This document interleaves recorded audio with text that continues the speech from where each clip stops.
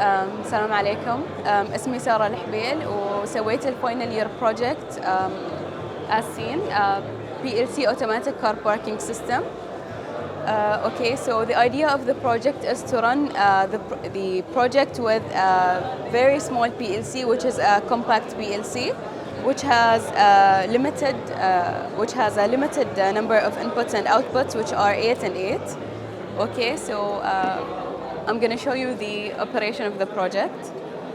So when the car approaches to the entrance gate, the photoelectrical sensor will detect its presence at the beginning, and the system will check if there is a vacant park or not. So when the car parks, the LED will turn off and will increment the occupied number of cars. In case of any emergency, I have made an emergency system which will activate LEDs and buzzer and will open the gates. The system works and operates on two power sources, which are the normal DC power supply and solar power.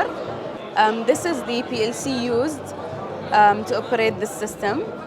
Okay, I have used this optocoupler module because the proximity sensors and the PLC used both are sync type. So to convert one to another, I have used the optocoupler module. The Nano Arduino used mainly to operate the servo motors to control the motion. So it was programmed in there, and I have included the emergency system in the Arduino also.